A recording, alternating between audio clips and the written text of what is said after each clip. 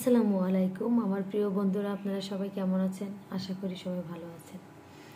আপনি নিজের জীবন নিয়ে অনেক ভাবছেন, অনেক ডিপ্রেশনে আছেন, অনেক টেনশন। এসব ডিপ্রেশন, টেনশন এসব নিয়ে আপনারা যদি ভাবেন, তাহলে জীবনের কোনো গতি হবে না। আপনাকে ভাবতে হবে কিভাবে এই ডিপ্রেশন থেকে আপনি বের হয়ে আসতে পারবেন। সেজন্য আপনাকে কি করতে হবে, এসব নিয়ে আপনাকে জানতে হবে এবং ভাবতে হবে। আপনি যদি ক্যারিয়ার নিয়ে টেনশন করেন বা যে কোনো বিষয়ে নিয়ে যদি আপনি টেনশন করেন, তাহলে আপনি কখনোই সাকসেসফুল হতে পারবেন না। আপনাকে আগে ভাবতে হবে আমি কি করব, কি করলে এই সমস্যা থেকে আমি সমাধান পাব। এসব নিয়ে ভাবুন, তাহলে দেখবেন আপনার সকল সমস্যা আস্তে আস্তে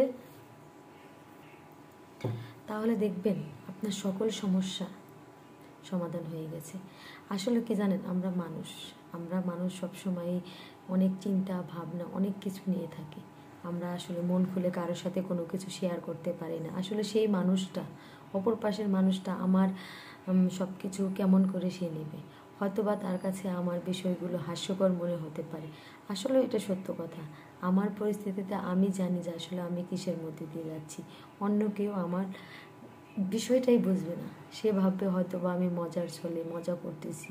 আবার অনেকেই বুঝে আবার সেটা কথায় আছে না, কাটা গায়ে কিছু কিছু মানুষ লবণ দেয়, পর হয়তোবা আপনাকে এই বিষয় নিয়ে খোঁটা দেবে। তাই নিজেকে নিয়ে নিজেকেই ভাবতে হবে। আজকে আপনি বাবা মার কাছে বোঝা, পরিবারের সবার কাছে বোঝা, ভাই বোন কারো কাছে আপনি রেসপেক্ট পাচ্ছেন না। এটা শুধু আপনার নয়, আমারও ছিল এক সময়। জীবনটা অনেক জটিল। তাই আমি বলবো, এসব নিয়ে না ভাবে আপনার লক্ষ্য স্থির করুন। আপনি কি করতে চাচ্ছেন, কোনটায় আপনার ভালো হবে, কোনটায় আপনি ভালো করে কাজ করে এগিয়ে যেতে পারবেন, এগুলো ভাবুন।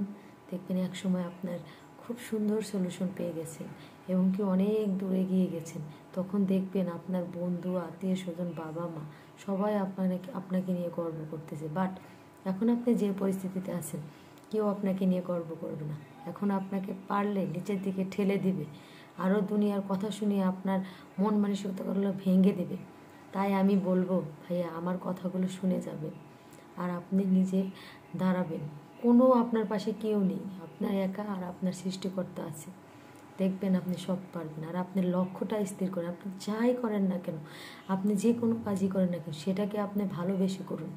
এবং কি আপনি সাকসেস হচ্ছে না, তাহলে আপনি ছেড়ে দিচ্ছেন না, এটা করা যাবে না। আপনাকে চেষ্টা করতে হবে। চেষ্টা করলে পৃথিবীতে সব সম্ভব। অসম্ভবকেও সম্ভব করা সম্ভব, আপনি যদি চেষ্টা করেন।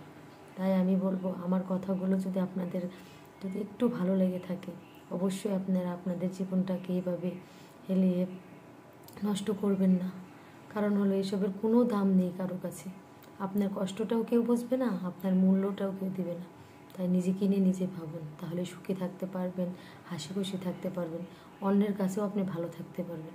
যখন আপনি নিজেকে নিয়ে হ্যাপি থাকবেন না, তখন অন্যরাও আপনাকে নানা রকম কথা শোনাবে।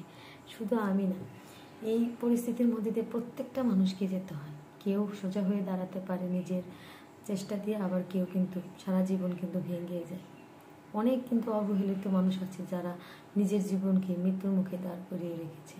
অনেকে মারাও গেছে। এটার কি ফল? মারা গেলে কি আপনার সমস্যার সমাধান হলো না? আপনি মরে গিয়ে আরও ভুল করলেন, আল্লাহ তাআলা আপনাকে মাফ করবে না, বরঞ্চ আপনি বাবা মার একটা তৈরি করে দিয়ে গেলেন। এসব কেন করবেন? আমি বলবো, আজকে থেকেই লক্ষ্য স্থির করুন, কাজে লেগে পড়ুন। ইনশাআল্লাহ আপনার সফলতা আসবে।